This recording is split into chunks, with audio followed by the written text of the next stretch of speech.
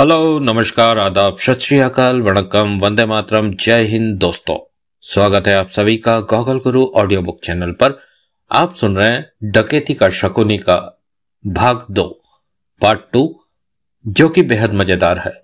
देखना यह है कि इसमें शकुनी कौन है और डकैती कौन कर रहा है और देवराज चौहान क्या कर रहा है, जगमोहन किस रंग में है, यह देखना बेहद दिलचस्प रहेगा।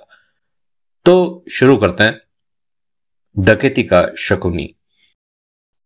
अगले दिन वाडेकर की आंख खुली। 2 पल वो छत को देखता रहा, फिर आंखें बंद कर ली। सुबह के 11 बज रहे थे।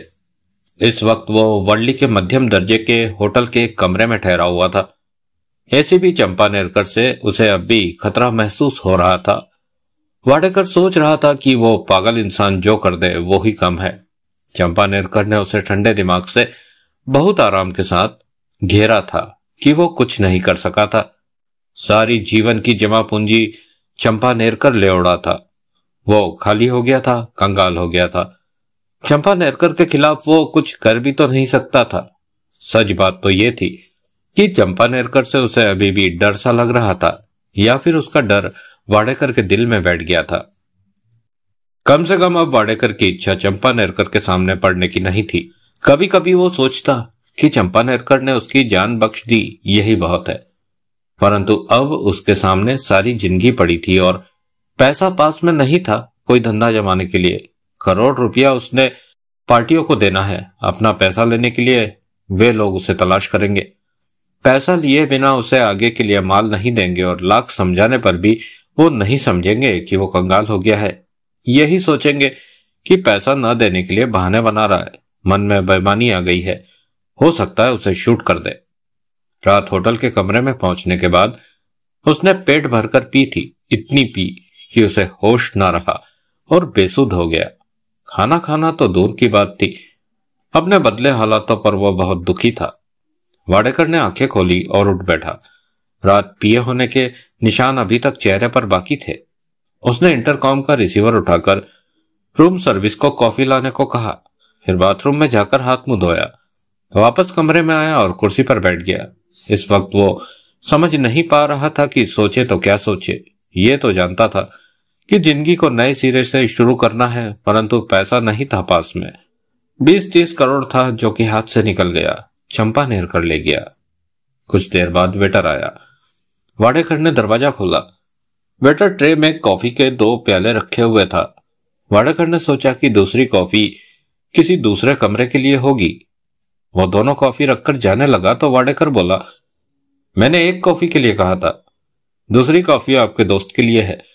आपके दोस्त 10 बजे से ही होटल की लॉबी में बैठे आपके जगने का इंतजार कर रहे थे। उनके कहने पर ही मैं दूसरी कॉफी लाया। वो अभी आपके पास आते हैं। दोस्त? वाडेकर के दिमाग में बिजली कौंदी। चंपा नेरकर? वाडेकर के होठ भीज गए कि अब आखिर चंपा नेरकर ने उससे क्या लेना है। मन में इच्छा जोर पकड़ने लगी कि चंपा नेरकर को खत्म कर दे। उसकी बर्बादी का कारण चंपा नेरकर ही तो है। तभी कदमों की आहट पड़ी कानों में। वाडेकर ने दरवाजे की तरफ देखा। वहां देवराज चौहान खड़ा हुआ था। वाडेकर की आंखें सिकड़ी। उसने इस इंसान को पहले कभी ना देखा था। देवराज चौहान मुस्कुराया और कमरे में आ गया।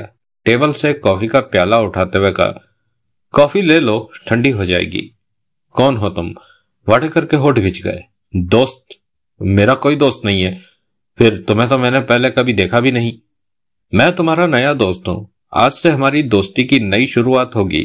देवराज चौहान बोला। तुम हो कौन? देवराज चौहान? कौन देवराज चौहान? डकैती मास्टर देवराज चौहान। ड्रग्स के धंधे में हो, मेरा नाम तो सुन रखा होगा।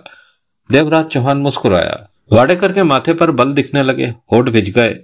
देवराज चौहान को देखता रह गया वो। देवराज चौहान ने कॉफी का घूंट भरा। सच सच बताओ कि तुम कौन हो? एकाएक वाडेकर गुर्रा उठा। डकैती मास्टर देवराज चौहान। मेरा चेहरा तुमने देख ही लिया है। शक हो तो पुलिस रिकॉर्ड से मेरी तस्वीर देख सकते हो। मुझसे क्या चाहते हो? तुम्हारा भला करने आया हूं। भला? हाँ, वैसे आजकल कोई किसी का भला करता नहीं है, परंतु मैंने सोचा वाडेकर का भला कर दूं। देवराज चौहान ने शांत स्वर में कहा, एसीपी चंपा नेरकर ने तुम्हारे साथ बहुत बुरा सलूक किया। पता चला कि उसने तुम्हें बर्बाद करके रख दिया। होठ बिछे वाडेकर ने कॉफी का प्याला उठा लिया। किससे पता चली तुम्हें यह बात? मेरे हाथ बहुत लंबे हैं, फिर यह बातें मामूली है, पता चल ही जाती है। सुनने में आया कि तुम्हें जान बचानी मुश्किल हो गई थी। रात तुम उस एसीपी की मेहरबानी से ही जिंदा बचे, वरना तुम तो गए थे। वो हरामजादा है, वाडेकर गुर्रा कर बोला। घात लगाकर उसने मेरे गिर्द जाल बुना और मौका ही नहीं दिया बचने का। बुरी तरह घेर रखा था उसने मुझे। हरामी को जान से खत्म कर दूंगा मैं। तुम बहुत हिम्मती बंदे हो। हैरानी है कि तुम चंपानेर के जाल में फंस गए। बोला तो चालाकी से उसने मुझे घेरा। शायद वो कई दिन से इस पर काम कर रहा था। तुम्हारी सारी जमा पूंजी भी उसके हाथों में चली गई। वाडेकर ने खुंदक भरे ढंग से कॉफी का घूंट भरा।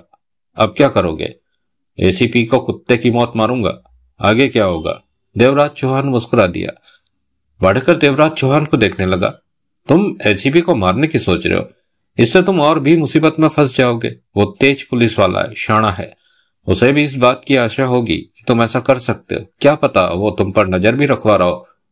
वाडेकर बेचैन हो उठा। मेरे ख्याल में तुम्हें अपने भविष्य को दोबारा बनाने के बारे में सोचना चाहिए, न कि चंपानेरकर को मौत के घाट उतारने के बारे में। वाडेकर ने एक ही सांस में कॉफी समाप्त कर दी। देवराज चौहान ने उसे देखते हुए कॉफी का घूंट भरा। तुम देवराज चौहान डकैती मास्टर हो? 100%। मेरे पास क्यों आए हो? तुम्हें अब दौलत की जरूरत है और मुझे तुम जैसे हिम्मती बंदे की जो मेरा साथ दे सके। कैसा साथ? मैं कुछ करना चाहता हूं, उससे तुम्हें करोड़ों का हिस्सा मिल सकता है। तुम फिर से अपने पांवों पर खड़े हो सकते हो मेरा साथ देकर। मुझे करना क्या होगा ये अभी नहीं बताऊंगा, मौके पर बताऊंगा। परंतु तुम्हें इस तरह अपने काम में नहीं लूंगा। पहले तुम्हारे 2-3 टेस्ट लूंगा। अगर टेस्ट तुम कामयाबी से दे सके, सफल रहे, तो आगे की बात करेंगे, देवराज चौहान ने कहा। मैं सफल ही रहूंगा, वाडेकर दृढ़ स्वर में बोला। जानता हूं, तभी तो तुम्हें चुना है। परंतु टेस्ट लेना जरूरी है। अगर सब कुछ ठीक रहा तो तुम 3-4 महीनों में पुनः पहले जैसी स्थिति में आ जाओगे, देवराज चौहान बोला। करोड़ों रुपया होगा तुम्हारे पास। वाडेकर ने गहरी सांस ली। चंपानेरकर का चेहरा आंखों के सामने नाच उठा। हरामजादा। एसीपी को गालियां देने से कुछ नहीं होगा। जो बीत गया वो भूल जाओ और आगे के बारे में सोचो। कहने के साथ ही देवराज चौहान ने जेब से 1000 के नोटों की गड्डी निकालकर टेबल पर रख दी। तुम यहीं इसी कमरे में रहोगे, कोई भी गलत काम नहीं करोगे, क्योंकि अब तुम मेरे साथ काम करने वाले हो। जल्दी ही मैं तुमसे फिर बात करने आऊंगा। अपना फोन नंबर दे दो। उसकी जरूरत नहीं, मेरा फोन नंबर ले लो। कभी कोई बात कहनी, अभी तुम्हारे नंबर की भी जरूरत नहीं। 4 महीनों में दौलतमंद बनना चाहते हो तो तुम जरूर मेरी बात मानोगे। मेरा इंतजार करोगे दोबारा आने का। इस दौरान तुम किसी भी पुलिस स्टेशन में जाकर मेरी तस्वीर देख सकते हो, अपनी तसल्ली कर सकते हो। यह तुम्हारा असली चेहरा है? वाडेकर ने एकाएक पूछा। हाँ, देवराज चौहान मुस्कुराया। तुम्हें इस तरह नहीं घूमना चाहिए, पुलिस की नजर कभी भी तुम पर पड़ सकती है, वाडेकर बोला। मेरी फिक्र ना करो, ऐसे मौके पर मुझे खुद को बचाना आता है। वैसे भी पुलिस वालों के लिए मैं इतना अहम नहीं कि वो मेरी तस्वीर हर वक्त अपने पास रखे और मेरा चेहरा याद रखे। जॉन अंताओ परेरा शातिर चोर था। महारत हासिल थी उसे चोरी करने में। 15 साल की उम्र से ही अपने पिता के साथ चोरियों में लग गया था। उसका पिता भी शातिर चोर था और चोरी की शिक्षा उसने अपने पिता से ही पाई थी। पिता की शागिर्दी में चोरी करने में दक्ष हो गया था परेरा। आज उसकी उम्र 40 साल थी। शानदार फ्लैट में रहता था वो। 2 कारें रखी हुई थी। दिखावे के तौर पर एक भरे पूरे बाजार में एक दुकान खोलकर उस पर प्रॉपर्टी डीलिंग का बोर्ड लगा रखा था, जबकि हकीकतन वह वहां प्रॉपर्टी के सौदे कम और चोरी के प्लान ज्यादा बनाता था। परेरा में एक खासियत थी कि अधिकतर काम वो अकेले ही करता था। जरूरत पड़ने पर चचेरा भाई पिंटो था, उसे अपने साथ में ले लेता, जबकि पिंटो उसके साथ काम करने का ख्वाहिशमंद रहता था, क्योंकि परेरा चुन चुन कर अपने शिकारों को खाली करने में मास्टर था और इस तरह पिंटो को ज्यादा हिस्सा मिल जाता था। परंतु परेरा यदा कदा ही पिंटो को किसी काम के लिए फोन करता था। हकीकत यह थी कि पिंटो मन ही मन परेरा से जलता था कि यह कभी पकड़ा नहीं गया और शान से जिंदगी बसर कर रहा है। पिंटो हमेशा सोचता कि परेरा कभी पूरी तरह फंसेगा तो उसके मन को शांति मिलेगी। पिंटो जाने कब से इस बात का इंतजार कर रहा था, परंतु परेरा की सोचें आजकल कुछ बदली बदली सी थी। बार बार उसे अपने पिता का ध्यान आ जाता, जो कि 40 साल की उम्र में चोरी करके भागते वक्त रात के समय गश्त कर रही पुलिस गोली में जान गंवा बैठा था। वो जानता था कि उसकी उम्र भी अब 40 की हो गई है और चोरी का काम ज्यादा देर नहीं चलने वाला। इन कामों के लिए जो फुर्ती चाहिए होती है वो अब धीरे धीरे कम होती जा रही है। कहीं वो भी अपने पिता की तरह पुलिस की गोली का शिकार ना हो जाए या फिर पकड़ा जाए और आगे के कई साल उसे जेल में बिताने पड़े। इन सब कामों से बचने के लिए जरूरी था कि एक ही बार कहीं पर मोटा हाथ मारकर ढेर सारी दौलत हासिल कर ली जाए और फिर बाकी की जिंदगी चैन से बसर की जाए। ऐसा विचार आने के पीछे वजह थी सिमरन नाम की लड़की, जो कि 30 बरस की थी, अच्छे घराने की थी और उसके साथ अच्छी दोस्ती हो गई थी। वो सिमरन को पसंद करता था और सिमरन उसे पसंद करती थी। परेरा ने कई बार सोचा कि उसके साथ शादी कर ले तो ठीक रहेगा। यही वजह थी कि अब वो बड़ा हाथ मारकर एक ही बार में इतने नोट बटोर लेना चाहता था कि सिमरन के साथ जिंदगी आराम से शरीफों की तरह कट जाए। और 10 दिन पहले परेरा ने तय कर लिया कि किसी मोटी पार्टी की औलाद का अपहरण करेगा, बदले में 5-7 करोड़ की फिरौती। इस विचार के साथ ही उसने मोटी मुर्गी की तलाश शुरू कर दी। चंद दिनों की कोशिशों के बाद उसे मोटी पार्टी मिल गई। पार्टी थी जेके अग्रवाल और शिकार उसकी 18 वर्ष की बेटी सपना अग्रवाल, जो कि कॉलेज में पढ़ रही थी। जेके अग्रवाल का शराब का काम था, एक सीमेंट की फैक्ट्री थी। परेरा ने खूब अच्छी तरह पता लगा लिया था कि 5-7 करोड़ उसके लिए मामूली रकम है, खासतौर से तब जबकि सपना अग्रवाल उसकी इकलौती बेटी थी। परेरा ने बहुत सोच समझकर अपना शिकार चुना था। इसके बाद परेरा इस बात पर गौर करने लगा कि सपना अग्रवाल का अपहरण कैसे करना है, उसे कहां रखना है और फिरौती कैसे और कहां लेनी है। अगर जेके अग्रवाल पुलिस को खबर करता है तो तब वो क्या करेगा। ऐसे ढेरों विचार उसके मन में आए और वो इस नतीजे पर पहुंचा कि इस काम में उसे साथी की जरूरत है। अकेले वो ये मामला नहीं संभाल पाएगा। सपना अग्रवाल को अपहरण के बाद जब बंधक बनाया जाएगा तो हर वक्त उसकी पहरेदारी के लिए कोई चाहिए। तब जेके अग्रवाल पर भी नजर रखनी होगी कि वो क्या कर रहा है, यानी कि कम से कम एक बंदा तो चाहिए ही। जैसा कि जरूरत पड़ने पर हर बार हुआ, इस बार भी परेरा ने पिंटो को ही फोन किया। हेलो, पिंटो की आवाज कानों में पड़ी। क्या कर रहा है? परेरा ने पूछा। खाली हूं, काम है तो बता। मेरे पास पहुंच। कहां? प्रॉपर्टी वाले ऑफिस में, कहकर परेरा ने फोन बंद कर दिया। पिंटो 1.5 घंटे के बाद परेरा के प्रॉपर्टी वाले ऑफिस में उसके सामने बैठा था। पिंटो की हालत ही बता रही थी कि वो किसी तरह खींच खाच कर अपनी जिंदगी की गाड़ी चला रहा है। ऐसे में मन ही मन परेरा से खुंदक खा जाना लाजिमी था। ये क्या कपड़े पहन रखे हैं? परेरा बोला। 5-7 जोड़ी बढ़िया कपड़े क्यों नहीं सिलवा लेता? पिंटो हंसकर रह गया। वो 35 बरस का था। 5-6 महीने पहले तूने मेरे साथ काम करके 9 लाख कमाए थे। परेरा ने आंखें सिकोड़ कर कहा। खत्म हो गए? खत्म हो गए या उड़ा दिए? एक ही बात है। पिंटो पुनः हंसा। तेरे पास जितना भी पैसा आ जाए तू बर्बाद करके रख देगा। परेरा ने मुंह बनाकर कहा। काम बता, पिंटो ने कहा। कहां हाथ मारना है? चोरी नहीं करनी, परेरा ने गंभीर स्वर में कहा। अब यह सब काम मैं छोड़ रहा हूं। तगड़ा पैसा इकट्ठा कर लिया है? परेरा मुस्कुराया। परेरा जानता था कि पिंटो उससे जलता है, परंतु वो विश्वासी साथी भी था। अभी तो इकट्ठा नहीं किया, परंतु इस बार के काम में कर लेना चाहता हूं। इस बार के काम में? पिंटो की आंखें सिकुड़ी। हाँ, अपहरण करना है। पिंटो होठ सिकोड़े परेरा को देखने लगा, फिर गहरी सांस लेकर बोला। यह खतरनाक काम हो सकता है।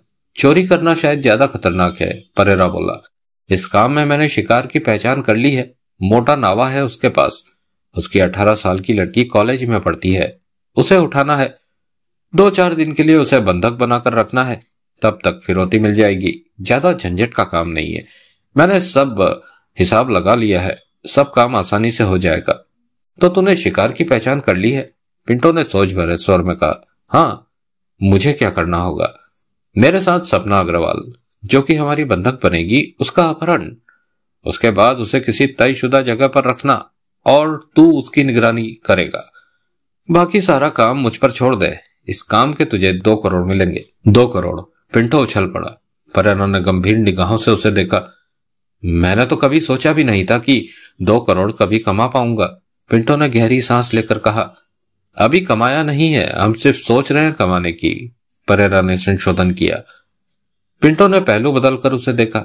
अगर ये काम करने में हम असफल रहे और कोई गड़बड़ हो गई तो 7 से 10 साल के लिए नब जाएंगे। ये मुसीबत वाली बात है। पिंटो ने कहा, करोड़ों के नोट भी तो हैं। फिरौती कितनी लेनी है? 7 करोड़। ये काम मेरा है, मैंने सब कुछ तैयार किया है, इसलिए मैं 5 करोड़ लूंगा। ठीक है, मुझे 2 करोड़ में ही तसल्ली है, मैंने कुछ कहा तो नहीं। तो तू तैयार है ये काम करने को? 2 करोड़ मिलेगा तो तैयार क्यों नहीं होऊंगा? पिंटो मुस्कुराया। याद रखना पिंटो, ये काम मजाक नहीं है। हमें बहुत सोच समझकर ये काम करना है, असफल नहीं होना है, किसी भी कीमत पर लापरवाही नहीं बरतनी है। हमें एक एक पहलू पर गौर करना है। मैं इस काम को अपनी जिंदगी का आखिरी काम बनाना चाहता हूं कि बाकी की जिंदगी कुछ ना करना पड़े। इसके लिए 5 करोड़ की रकम मेरे लिए बहुत है। शिकार कौन है? जेके अग्रवाल। जेके अग्रवाल? पिंटो बुदबुदाया। नाम कुछ सुना सुना सा लग रहा है, कौन है ये? शराब का व्यापारी और सीमेंट की फैक्ट्री का। जानता हूं उसे, आजकल अखबारों में इसकी काफी तस्वीरें आ रही है। सुनने में आया है कि ये चुनाव में खड़ा हो सकता है। इसके पास तो तगड़ा पैसा है। 7 करोड़ की फिरौती तो बहुत मामूली है इसके लिए, परंतु हमारे लिए बहुत है। पिंटो ने परेरा को देखा। किसी की गर्दन उतनी ही दबाओ कि वो सह ले। 7 करोड़ की फिरौती जेके अग्रवाल के लिए मूंगफली है, इसलिए वो 7 करोड़ दे देगा। मामला आसानी से निपट जाएगा। अगर हम 15 करोड़ मांगेंगे तो वो कोई सख्त कदम उठाने की भी सोच सकता है। हम 7 करोड़ की फिरौती ही लेंगे और मामला आसानी से निपट जाएगा। जैसा तू ठीक समझे। पिंटो ने उसकी बात मान ली। उसकी बेटी का क्या नाम बताया तूने? सपना अग्रवाल। हाँ, तूने क्या सोचा कि इसे कहां से उठाना है? कुछ सोचा? मैं 3 दिन से नजर रख रहा हूं सपना अग्रवाल पर।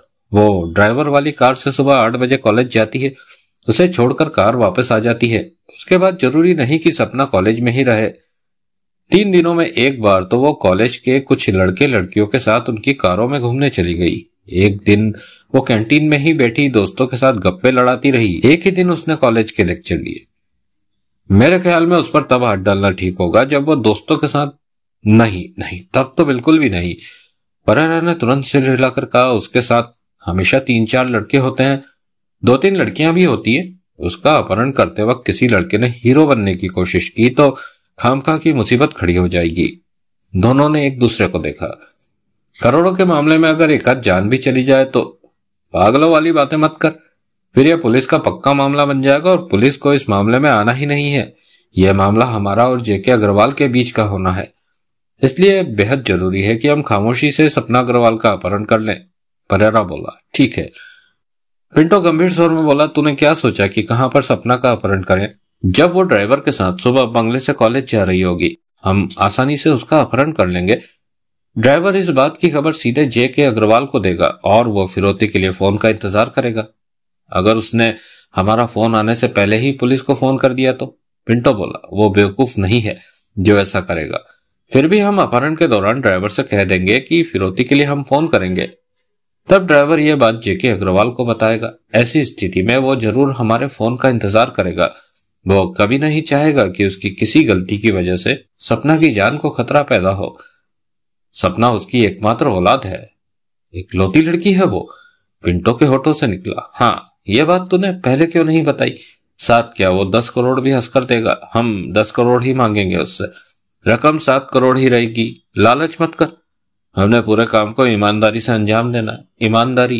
पिंटो के चेहरे पर मुस्कान उभरी। बेशक ये बुरा काम है, परंतु करना ईमानदारी से ही है। काम कब करना है?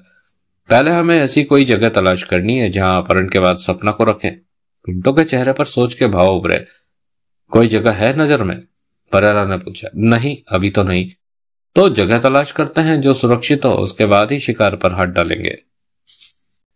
3 दिन बाद की सुबह 8:15 बजे जेके अग्रवाल के महल जैसे बंगले से लंबी विदेशी कार निकली और सड़क पर आगे बढ़ गई। कार को वर्दीधारी ड्राइवर चला रहा था। पीछे की सीट पर सांवले रंग की 18 वर्ष की युवती बैठी थी। पास में एक बैग रखा था। वो सपना अग्रवाल थी। उसकी आंखें मोटी थी, वो आकर्षक थी। इस वक्त जींस की चुस्त पैंट और स्कीवी पहन रखी थी। जब वो मुस्कुराती तो सामने वाले को चित्त कर देती थी। काका, सपना ड्राइवर से बोली, दोपहर को मत आइएगा, मैंने दोस्तों के साथ कहीं जाना है। जी, ड्राइवर ने कहा। कार मध्यम गति से बढ़ रही थी। सड़क पर ट्रैफिक काफी था। करीब 1 किलोमीटर आगे जाकर कार लाल बत्ती पर रुकी। आसपास और भी अन्य वाहन रुकने लगे। पीछे रुकी कार में परेरा और पिंटो मौजूद थे। कार की आगे पीछे की नंबर प्लेट पर मिट्टी पोत दी गई थी। यह काम रात को ही कर लिया गया था और अब मिट्टी सूख कर चिपक गई थी। प्लेटों पर से कार का पूरा नंबर नहीं पढ़ा जा रहा था। पिंटो और परेरा की नजरें मिली। दोनों के चेहरों पर गंभीरता थी। डैशबोर्ड से पिंटो ने स्टॉकिंग्स निकाली, जिन्हें की लड़कियां टांगों पर डालती है। अगले ही पल स्टॉकिंग्स उनके चेहरे पर पड़ चुकी थी। अब एकाएक उन्हें कोई नहीं पहचान सकता था।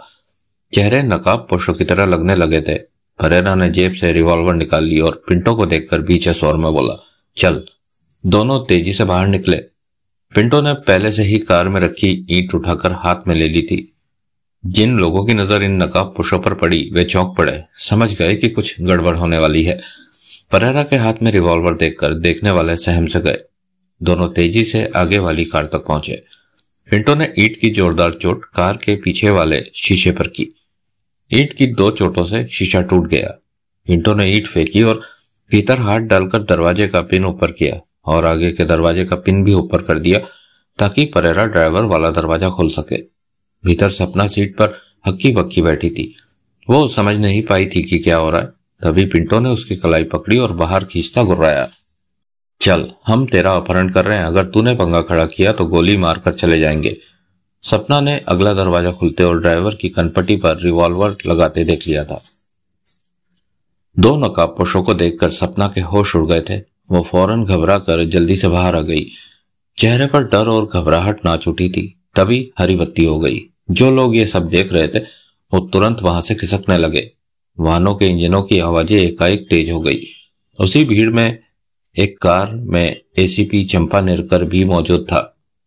परेरा और पिंटो नहीं जान पाए थे कि 2 दिन से चंपा नेरकर बराबर उन पर निगाह रख रहा है और उनकी सारी हरकतें नोट कर रहा है। उसने ये भी देखा कि समंदर किनारे एक कॉटेज इन्होंने सप्ताह भर के लिए किराए पर ली है। चल।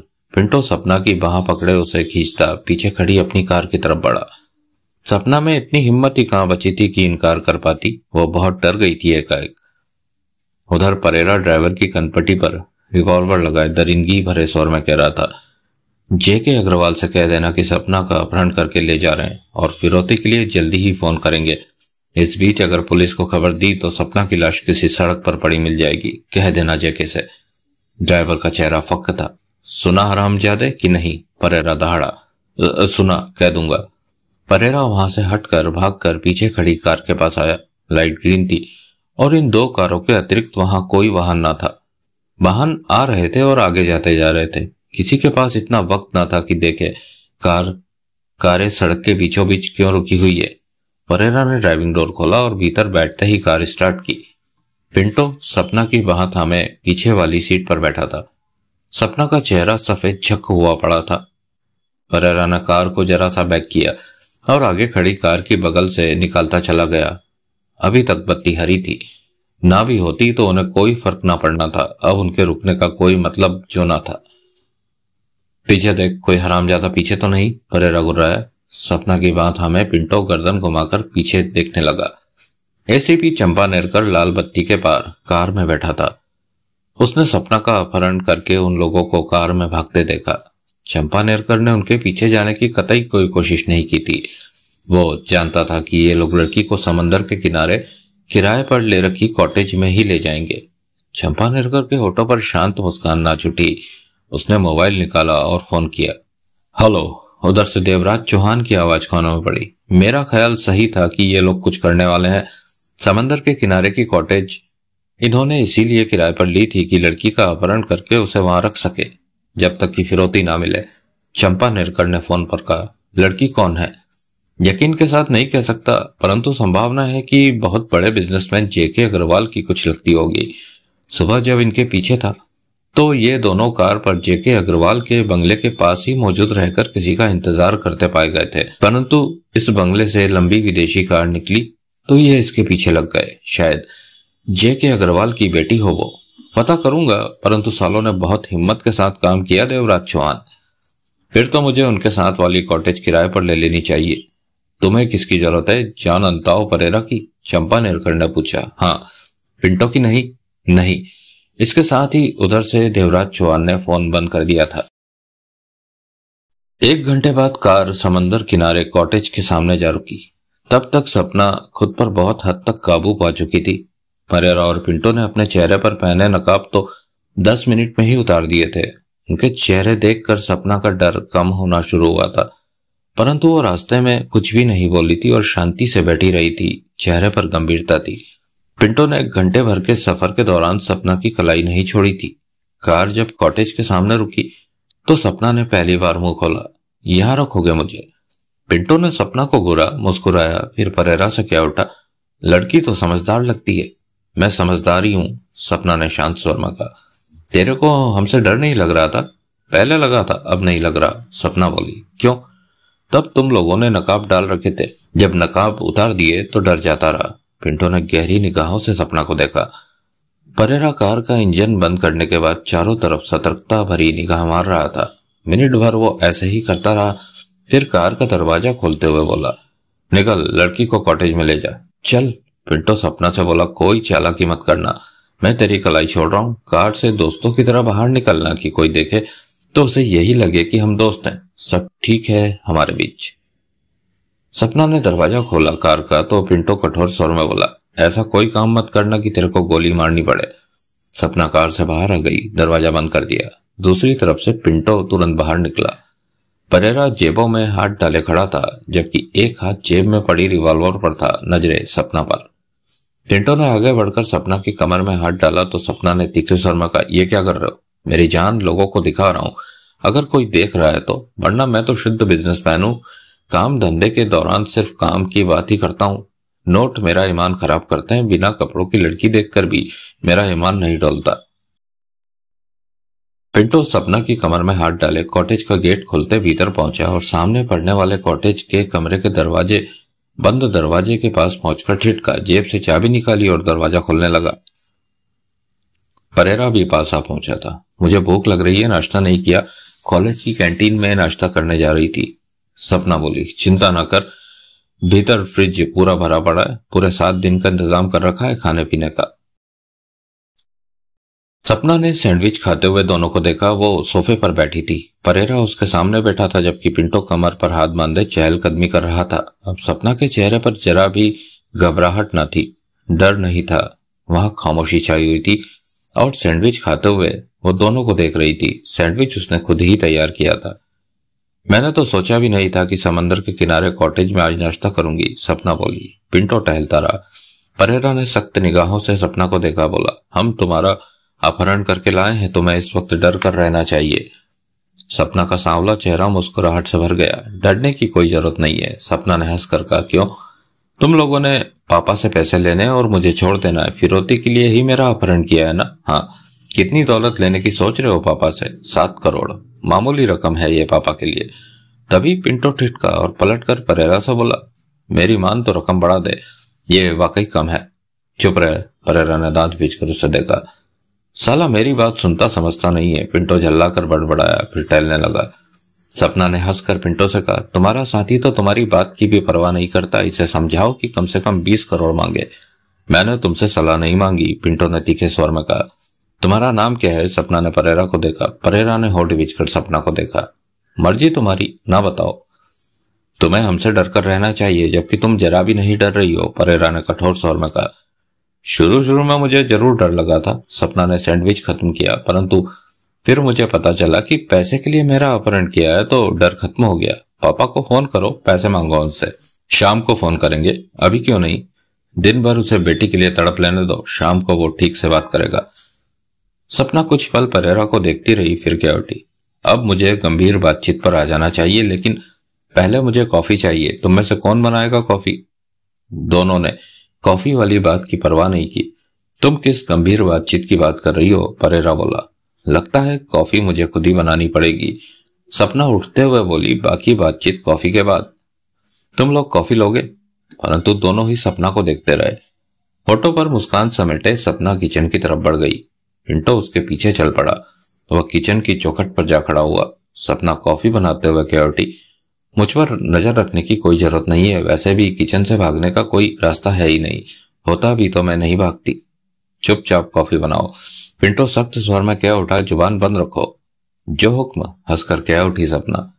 पिंटो माथे पर बल डाले हुए सपना को देखता रहा। सपना फिर बोली, मुझे बस कॉफी बनानी आती है और सैंडविच बनाना ही आता, इससे ज्यादा कुछ भी नहीं आता। पिंटो खामोश ही रहा। सपना ने कॉफी को 3 प्यालों में डाला और अपना प्याला उठा करके उठी। ये दोनों कॉफी के प्याले तुम ले लो, तुम्हारी और तुम्हारे साथी की है ये कॉफी, हमें नहीं चाहिए। पिंटो ने तीखे स्वर में कहा। ले लो, मैंने बनाई है, वैसे भी अब मेरी बातें सुनकर तुम दोनों को कॉफी की जरूरत पड़ेगी। क्यों? क्योंकि वो बातें तुम लोगों को अच्छी नहीं लगेगी। सपना अपना कॉफी का प्याला थामे हुए किचन से बाहर आ गई। पिंटो ने कॉफी के दोनों प्याले उठाए और बाहर आ गया। एक प्याला परेरा को दिया।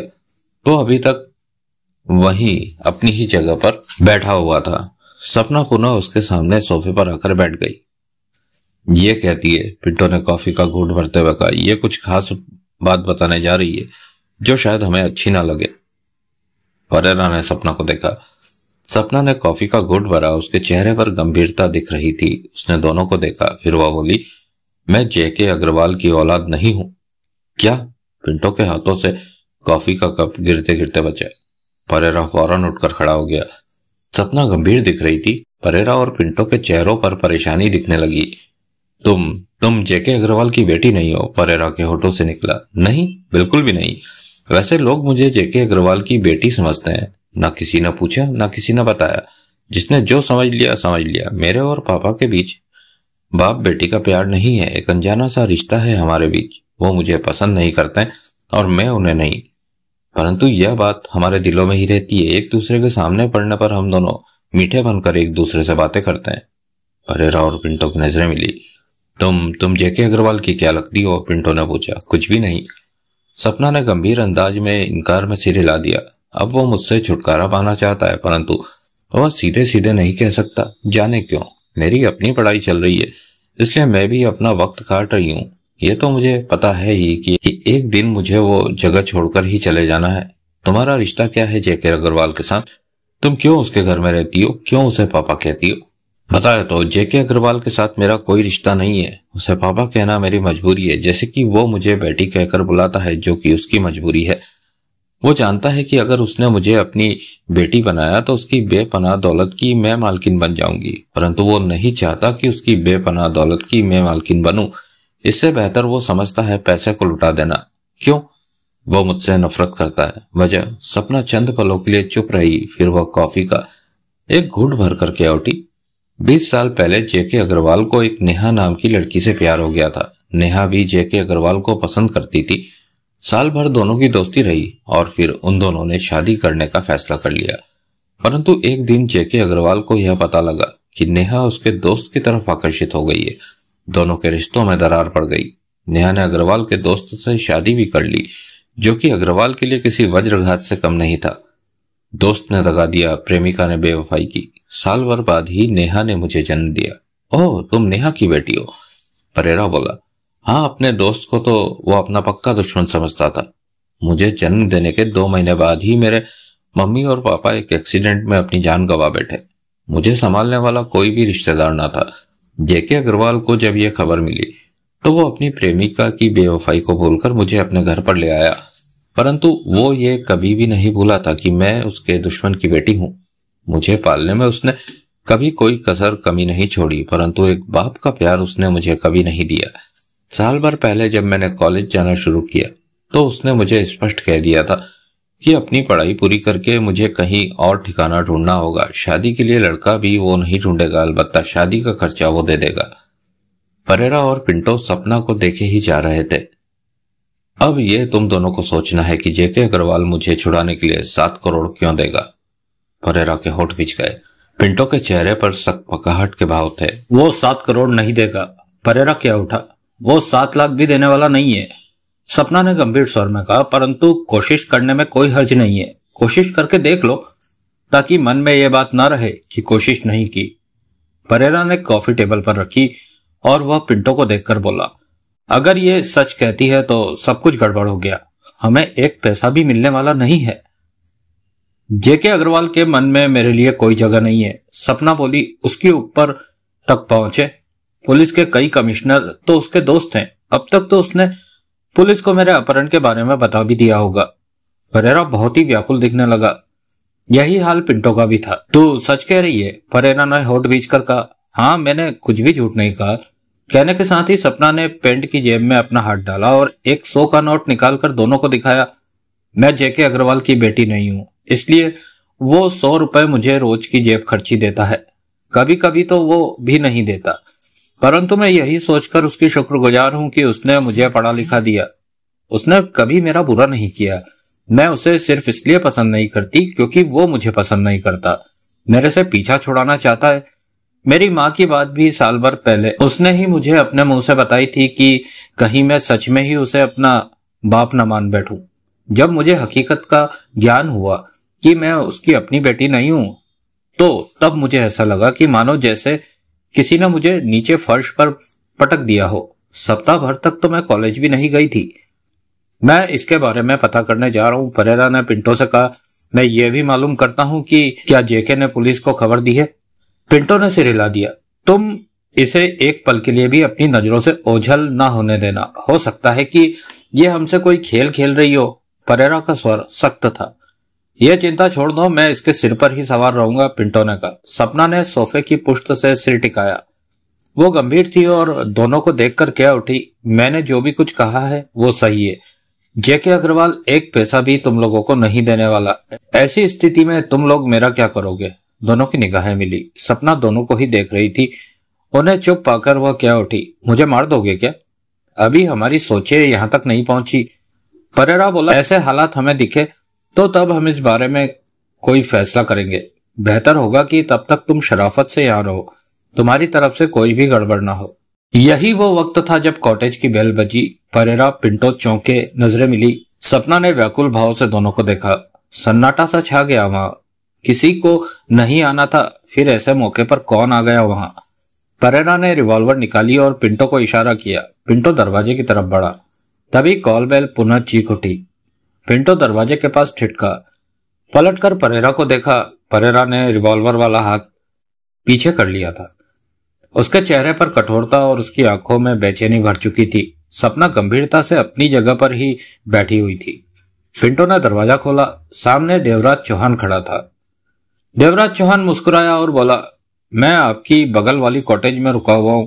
देखने आया था कि यहाँ पर कोई है या यह कॉटेज खाली ही है। कहते हुए देवराज चौहान ने भीतर आना चाहा, परंतु पिंटो ने अपनी जगह ना छोड़ी। वह दरवाजे के बीच ही खड़ा रहा। देवराज चौहान मुस्कुराता हुआ ठिठका और पिंटो को देखा। देख लिया कि यहाँ कोई ठहरा हुआ है, पिंटो कुछ सख्त स्वर में बोला। देवराज चौहान ने सहमति में सिर हिला दिया। और हम यहाँ किसी से दोस्ती करने नहीं आए, थोड़ा वक्त चैन से बिताने आए हैं। मेहरबानी होगी अगर आप हमें दोबारा परेशान न करें। पिंटो ने बहुत ही शांत परंतु सख्त स्वर में कहा, जरूर जरूर, मैं तो यूं ही आ गया था। वैसे मेरा नाम देवराज चौहान है। किसी भी चीज की जरूरत पड़े तो बेखटके आप मुझे याद कर लीजिएगा। मैं अकेला ही हूं और मुझे अकेला रहने की आदत बिल्कुल नहीं है। मैंने सोचा 2-4 बातें हो जाएंगी, परंतु लगता है कि आप व्यस्त रहने वाले लोग हैं। उधर वाली कॉटेज में गया था परंतु वह खाली पड़ा है। पिंटो उसे देखता ही रहा। चलता हूं, देवराज चौहान ने सिर हिलाकर कहा और वह पलटकर वापस चल पड़ा। पिंटो चंद पल उसे जाता हुआ देखता रहा, फिर वह दरवाजा बंद करके पलटा। कौन था? परेरा ने पूछा। कोई बेवकूफ था जो बगल वाली कॉटेज में रुका हुआ है। गप्पे मारने के इरादे से आ गया था यहाँ, पिंटो बोला। परेरा ने रिवॉल्वर जेब में रखा और बोला, मैं जा रहा हूं, तुम इसका ध्यान रखना। पिंटो ने सिर हिला दिया। परेरा आगे बढ़ा और मेन डोर खोलकर बाहर निकल गया।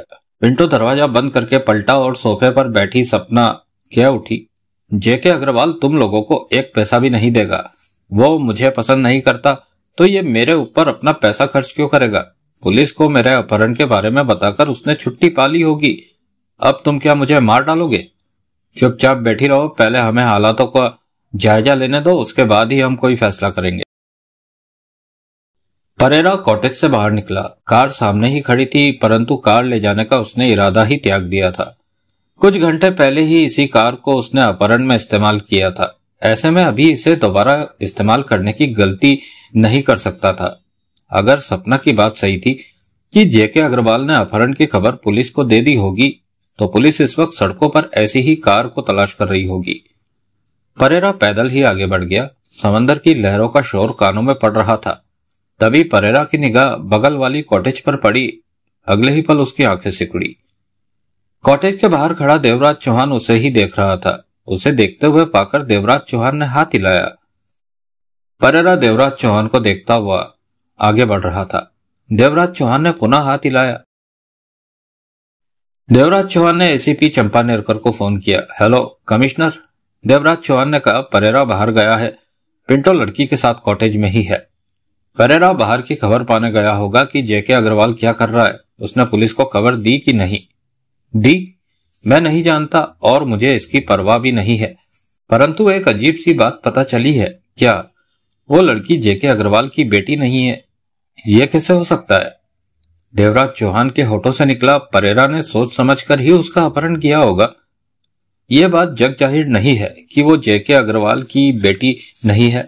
उसी के बंगले में रहती जरूर है, पर वह जेके की असली बेटी नहीं। हालांकि वह जेके को अपना पापा भी कहती है, परंतु यह पक्का है कि वो जेके की बेटी नहीं है। एसीपी चंपा नेरकर की आवाज कानों में पड़ी। फिर तो इस अपहरण के हालात बड़े अजीब से हो गए। जेके भला क्यों फिरौती की रकम देगा? हमें इससे कोई लेना देना नहीं है। मैंने अपनी योजना बना रखी है कि मैंने क्या करना है। तुम कब हरकत में आओगे? देवराज चौहान, एसीपी चंपा नेरकर की गंभीर आवाज कानों में पड़ी। अभी तो वो अपहरण करके कॉटेज में पहुंचे ही हैं। ऐसे में भला पुलिस पीछे पीछे कैसे पहुंच सकती है? पुलिस कोई जादू का चिराग तो नहीं कि पता चल जाए कि अपराधी कहां पर है। मतलब कि अभी वक्त को बीतने दो। इतना वक्त बीत जाए कि पुलिस के पहुंचने पर वो सोचे कि हाँ, पुलिस ने ढूंढ लिया होगा उन्हें, किसी तरह उनका पता लगा लिया होगा। 2-4 बार उन्हें जेके से बात भी कर लेने दो। फिरौती की सौदेबाजी। वो जब जेके की बेटी ही नहीं है तो वो भला क्यों फिरौती देगा? दे भी सकता है, लड़की उसके बंगले पर ही रहती है, उसे पापा कहती है, परंतु मुझे इस बात की परवाह नहीं है। मैंने अपना काम करना है और वैसे ही करना है जैसे कि सोच रखा है। चंपा नेरकर के शब्द देवराज चौहान के कानों में पड़े। वाडेकर कहता है कि उसकी दौलत 20-30 करोड़ की थी। देवराज चौहान बोला। तो तुमने मोटा हाथ मार लिया एसीपी। उससे तुम्हें कोई मतलब नहीं। तुमने जो भी काम कहा है वो मैं पूरी ईमानदारी से पूरा कर रहा हूं। उसका 1 करोड़ तुम्हें देना होगा। जरूर दूंगा। हमें जो सौदा हुआ है वो पूरा जरूर होगा। दोपहर हो रही थी। पिंटो सतर्कता से सपना पर नजर रखे हुए था, जबकि सपना तब से ही उसी सोफे पर बैठी हुई थी। वो गंभीर थी और कभी कभार अपनी आंखें मूंद लेती थी। तुम्हारा नाम क्या है? सपना ने पूछा। मेरा कोई नाम नहीं है। अपनी जुबान जरा बंदी रखो। पिंटो ने सख्त निगाहों से उसे घूरा। सपना मुस्कुराई और कह उठी, प्यार से बोलो मुझसे। मैं तुम्हें कुछ बुरा तो नहीं कह रही हूं। कितने आराम से बैठी हूं। मैंने तुम्हें जरा भी तंग नहीं किया। पिंटो चुप ही रहा। यहां मैं बोर हो रही हूं। क्या तुम मुझे समंदर तक घुमा सकते हो? समंदर से पानी की आवाजें आ रही है तो उन्हें सुनकर घूमने का मन कर रहा है। वैसे भी समंदर देखना मुझे अच्छा लगता है। पिंटो के चेहरे पर व्यंग के भाव आ रहे थे। तुम ये बात भूल रही हो कि इस वक्त तुम कैदी हो। तुम्हारा अपहरण हो चुका है। याद है मुझे, परंतु मेरा विश्वास करो कि। तभी पिंटो का मोबाइल बज उठा। हेलो, पिंटो ने बात की। पिंटो, परेरा की उत्साह से भरी आवाज कानों में पड़ी। बहुत अच्छी खबर है। जेके ने सपना के अपहरण की खबर पुलिस को नहीं दी। ओह, ये तो वास्तव में ही बढ़िया खबर है। पिंटो का चेहरा चमक उठा। बुरे अंदेशे छट गए थे। लड़की कैसी है? वो ठीक है, आराम से बैठी है। जेके को कब फोन करना है? शाम को या अभी? शाम को। उसे वक्त दो ताकि बुरे से बुरे विचार उसके जहन में जगह बना ले। वो जरूर हमारे फोन का इंतजार कर रहा होगा। क्या ये जेके की औलाद है? नहीं, उसकी औलाद नहीं है। अभी बंद करता हूँ फोन। लड़की का ध्यान रख। मैं और भी खबरें पाने की कोशिश में हूँ। पिंटो ने फोन बंद करके जेब में रखा और मुस्कुराकर सपना से बोला, तुम्हारे लिए राहत की खबर है कि जेके ने तुम्हारे अपहरण की खबर पुलिस को नहीं दी है। ओह, सपना के होठों से निकला। इससे स्पष्ट है कि वो जरूर फिरौती देगा। मुझे यकीन नहीं है कि वो मेरे पर कोई पैसा खर्च करेगा। सपना अजीब से स्वर में कह उठी। तुम्हारा यकीन गलत है। पुलिस को खबर ना देने का मतलब है कि वो पैसा देने के मूड में है। हो सकता है कि जेके तुम लोगों के गिर्द जाल बुन रहा हो। जाल? हाँ, तुम लोग जब उससे पैसे के लिए फोन करो तो तब वो तुम लोगों को फंसाने के लिए कुछ सोचे। पिंटो की आंखें सिकुड़ी। वो सपना को देखता रहा। सपना के चेहरे पर गंभीरता की स्पष्ट छाप नजर आ रही थी। तुम हमारे लिए परेशान क्यों हो? पिंटो ने पूछा। मैं तुम लोगों के लिए जरा भी परेशान नहीं हूं, बल्कि खुद के लिए परेशान हूं कि जेके मेरे लिए कभी भी फिरौती नहीं देगा। तुम मुझे समझाने की कोशिश मत करो कि हमने क्या करना है, पिंटो ने सख्त स्वर में कहा, और अपनी जुबान बंद रखो। छोड़ो, सपना उठते हुए बोली। मुझे सामने समंदर तक घुमा लाओ। चुपचाप बैठ जाओ, तुम यहां से बाहर नहीं निकल सकती। सपना ने एक गहरी सांस ली और सोफे पर वापस जा बैठी। मैं सोच रहा हूं कि तुम्हारे हाथ पांव बांधू, पिंटो कड़वे स्वर में बोला। मैं आराम से तो बैठी हूं, तुम क्यों परेशान हो रहे हो? मेरा यहां से भागने का जरा भी इरादा नहीं है, क्योंकि मैं तुमसे पीछा छुड़ाने में जरा भी सफल नहीं हो सकती, सपना ने शांत स्वर में कहा। जेके अग्रवाल 60 वर्ष का एक सफल बिजनेसमैन था। जिस काम में भी वह हाथ डालता था, उसे उस काम में सफलता अवश्य मिलती थी।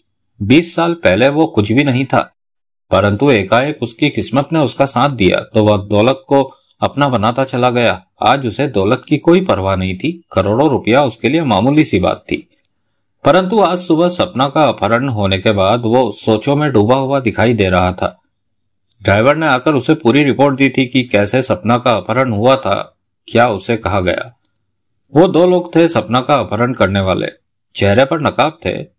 सब कुछ सुना, परंतु उसने जवाब में कुछ भी नहीं कहा।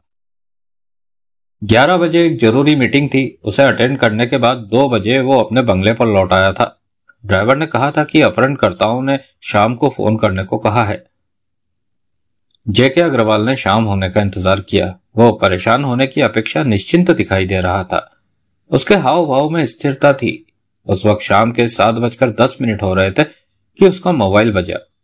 हेलो, जेके अग्रवाल ने मोबाइल पर कॉल अटेंड की। जेके हो तुम? परेरा था दूसरी तरफ। जेके अग्रवाल मुस्कुराया।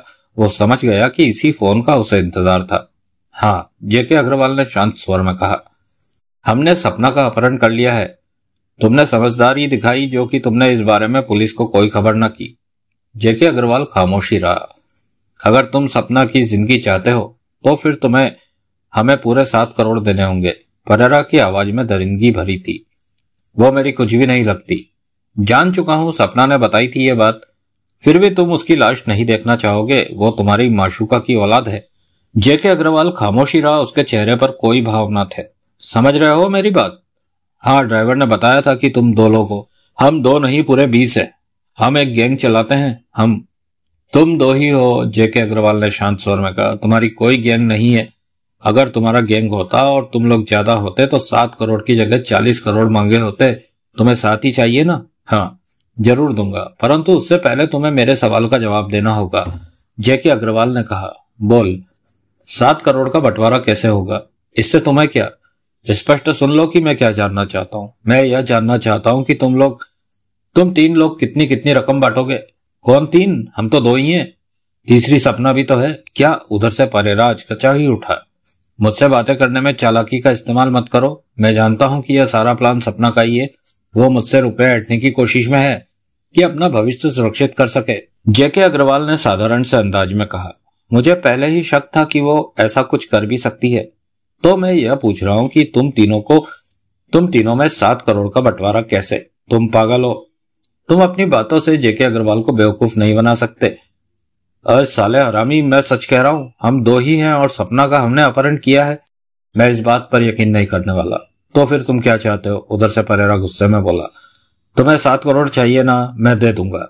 मेरे लिए यह बहुत छोटी रकम है, परंतु तुम्हें सब कुछ बताना ही होगा। सच ही तो बता रहा हूं कि हम 2 हैं और सपना हमारी कैद में है। अगर तुमने 7 करोड़ ना दिए तो हम उसे मारकर उसकी लाश को किसी भी सड़क पर फेंक देंगे और पुलिस से तुम्हें लाश के बारे में खबर मिल जाएगी। मार दो उसे। क्या? उधर से परेरा सकपका गया। मार दो उसे, मुझे कोई परेशानी नहीं है। तुम क्या सोचते हो कि मैं तुम्हारी बातों में फंस जाऊंगा? सपना मुझे इस तरह से बेवकूफ नहीं बना सकती। मैं उसकी सारी चाल समझता हूँ। तुम क्या उसके साथ कॉलेज में पढ़ते हो? कॉलेज में? अरे तू तो पूरा पगला गया है सेठ। क्या सुनना चाहता है तू? यही कि सपना ने अपने अपहरण का प्लान खुद ही बनाया ना, कि वह मुझसे करोड़ों रुपया झटक सके। नहीं, ये गलत है। मैं तुम्हारी बातों में फंसने वाला नहीं हूं। क्षण पलों के लिए परेरा की आवाज नहीं आई। जेके अग्रवाल ने मोबाइल कान से लगाए रखा। ठीक है, तू यही सुनना चाहता है तो यही सुन ले। सपना ने अपना अपहरण खुद ही करवाया है। वो 3 करोड़ लेगी और 2-2 करोड़ हम लेंगे, ऐसा ही कुछ तो सुनना चाहता था। मैंने सुना दिया, परंतु यह सच नहीं है। सच नहीं है? नहीं, सपना अपने अपहरण में शामिल नहीं है, जेके अग्रवाल ने सख्त स्वर में कहा। दूर दूर तक शामिल नहीं है। हमने उसका अपहरण किया है और रिहाई के बदले पूरे 7 करोड़। पैसा क्या पेड़ पर लगता है जो 7 करोड़ तुम लोगों को बांट दूं? जेके अग्रवाल गुर्रा उठा। क्या मतलब? सपना अपने अपहरण में शामिल नहीं है? नहीं, तुम लोगों को कोई पैसा नहीं दिया जाएगा, जेके अग्रवाल ने कठोर स्वर में कहा। तुम जानते हो तुम्हारे इस जवाब के बाद हम उसकी लाश सड़क पर फेंक सकते हैं। उधर से परेरा दांत किटकिटाकर बोला। फेंक दो, जेके अग्रवाल ने कहा और अपना फोन बंद कर लिया। 9 बज गए। सपना बोली, तुम्हारा साथी अभी तक नहीं आया? आ जाएगा, तू उसकी चिंता मत कर। जेके से उसने बात कर ली होगी। सपना ने पूछा। पता नहीं, चुपचाप बैठी रहे, ऐसे सवाल मत पूछ। उसी वक्त कॉल बेल बज उठी। पिंटो का दिल धड़क उठा था कि कहीं बाहर पुलिस तो नहीं है। सपना की निगाह पिंटो पर जा टिकी। तुम डर रहे हो तो मैं दरवाजा खोल दूं? सपना ने पूछा। पिंटो ने हिम्मत इकट्ठी की और वह दरवाजे के पास जा पहुंचा। पिंटो, इस बार परेरा की स्पष्ट पुकार पिंटो ने सुनी। पिंटो ने चैन की मील भर लंबी सांस ली और दरवाजा खोल दिया। परेरा भीतर आया तो पिंटो दरवाजा बंद करके पलटता हुआ बोला, जेके अग्रवाल से बात की? हाँ। परेशान भाव परेरा ने सपना पर नजर मारी और वह चेयर पर बैठता हुआ पिंटो से बोला, वो तो बहुत बड़ा पागल निकला। पागल निकला? क्या मतलब? पिंटो के माथे पर बल पड़े। फिरौती देना चाहता है या नहीं? सपना की नजरें भी परेरा पर थी। परेरा थके उलझे परेशान अंदाज में आगे बढ़ा और कुर्सी पर बैठता हुआ क्या उठा। इसने सुबह जो बताया था वो सब सच था। वो 7 करोड़ दे रहा है या नहीं? पिंटो ने व्याकुलता से पुनः पूछा। नहीं। पिंटो के मस्तिष्क को एक झटका लगा। सपना एक गहरी सांस लेकर रह गई। चिंतित थी वो। क्यों नहीं दे रहा? उसका यह ख्याल है कि सपना का अपहरण नहीं हुआ है, बल्कि सपना ने खुद ही अपना अपहरण करवाया है, ड्रामा रचा है कि उससे करोड़ों रुपया झटक कर अपना भविष्य सुरक्षित कर सके। परेरा ने गुस्से में कहा। सपना के चेहरे पर गंभीरता दिखने लगी। ये कैसे हो सकता है? हमने इसका अपहरण किया है, तुमने उसे बताया नहीं कि? बताया तो वो मेरी बात पर यकीन करने को तैयार ही नहीं है। वो मुझे सपना के साथ पढ़ने वाला कॉलेज का कोई लड़का समझता है। उल्लू का पट्टा है वो। पिंटो कसमसाया। उसे यह समझना चाहिए कि हमने सच में ही सपना का अपहरण। यह बात वो समझने को तैयार ही नहीं है। पिंटो ने सपना को देखकर कहा, अब तुम क्या चाहती हो? मेरे पास कहने को अब कुछ भी नहीं बचा है। जेके का जवाब तो तुम लोगों को मिल ही गया है कि वो मेरे बारे में क्या सोचता है। यह तो बड़ी अजीब मुसीबत वाली बात हो गई।